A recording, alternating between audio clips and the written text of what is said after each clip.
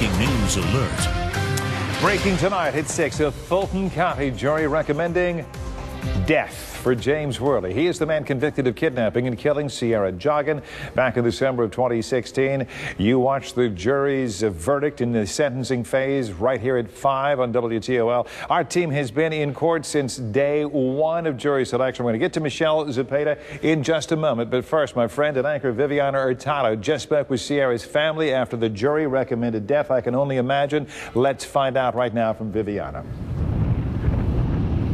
Jerry, it was really emotional, as you can imagine, here in the Fulton County Courthouse. The actual sentencing portion of this case only took about 10 or 15 minutes tops, but I can tell you, being in that courtroom, every second was packed with emotion from the family. We saw tears, and we also heard gasps right when the Honorable Jeffrey Robinson read the death sentence. Going back to the Honorable Jeffrey Robinson, he asked the jury for its recommendation, and after the death penalty decision, he polled each one, 4 men and 8 women. It was a show of purple with Sierra Joggin's loved ones wearing her favorite color, as they have every day of this 4-week trial. Her uncle saying Sierra's family had been put in the worst possible position, having to bury a young woman with her life ahead of her and grieve her. Yeah, we're not a family that would wish for this, but we felt the jury reached the appropriate verdict. But we'll talk again later. Now, my colleague Michelle Zepeda has been covering this trial as well since day one. She joins me now live. So, Michelle, we were talking about the emotion that we were able to hear from the uncle and see from Sierra's loved ones. But from James Worley, another story, right?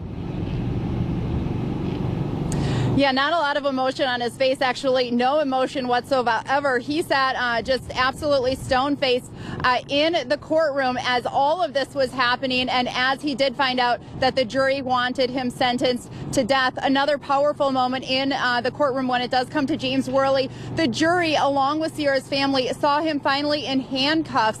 He has been in street clothes this entire time, and even after he was found guilty on those 19 counts, he still remained without handcuffs as he walked in and out of the courtroom every single day. So that was a powerful moment for many people in the community, of course, and Sierra's family. Now, the one thing we do want to mention is, even though the jury did deliver that verdict and that decision that they want him sentenced to death, it is ultimately up to the judge. This is now in the judge's hands. He's going to take what the jury has decided, but he will ultimately be the one to sentence James Worley. That's going to happen on April 18th, in just 2 weeks, right here at the Fulton County Courthouse. Everybody will be back in the exact same courtroom, and they will find out from the judge if James Worley will be sentenced to death. I'm going to send it back to Viviana to finish up our coverage here at the Fulton County Courthouse.